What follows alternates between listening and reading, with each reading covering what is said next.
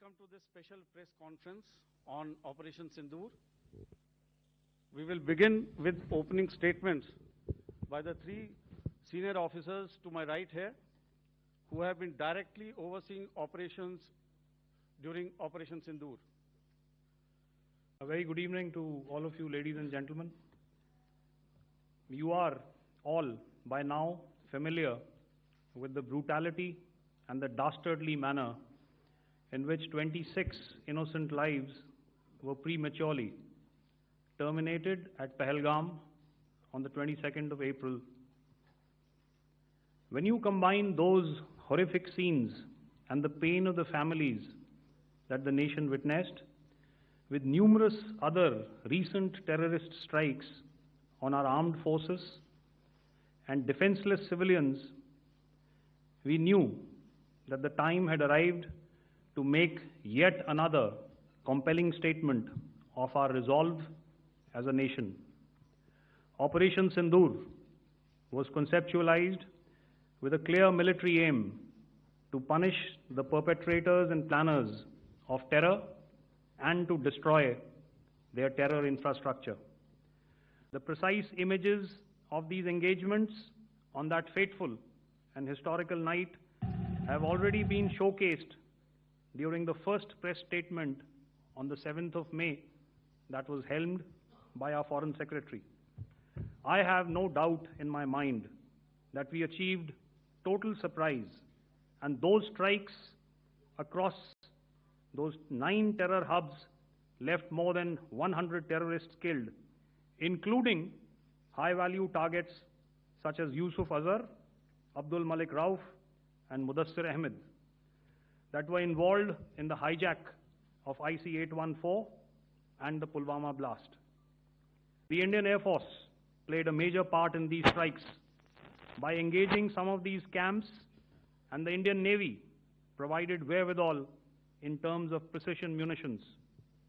The Indian Air Force obviously had their assets up in the sky, and I will here request Air Marshal Bharti, the Director General of Air Operations, to detail for you the methodology that the men in blue adopted to successfully manifest this mission. We carefully selected the targets, and out of the 9 selected targets, the target systems that were given to the Indian Air Force were the notorious training camps at Bahawalpur and Muridke, these being further from the international boundary. Through critical target system analysis, we analyzed what was to be done to annihilate these targets and plan to engage these targets with precision air-to-surface guided munitions so as to avoid collateral damage. Pakistani unmanned aerial vehicles and small drones. And these came in waves in our civilian areas, over our military installations, and all of them were successfully intercepted. Few of them did manage to land. However, there was not much damage that they did. And we have our robust counter-US hard kill and soft kill systems which did the job. However, the difference here was that we had targeted the terrorists. The adversary now has targeted our civilians and the military infrastructure. So it had to be responded to.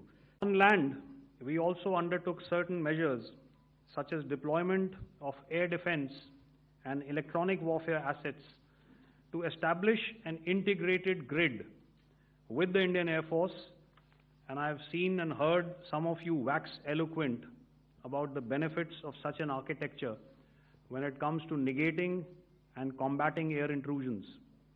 We also carried out deployment to include movement of our forces in the land, sea, and air domains. So what I'm trying to convey here, ladies and gentlemen, is to start with, our fight was neither with the Pakistani military nor with anybody else who's there on the other side. Our fight was with the terrorists.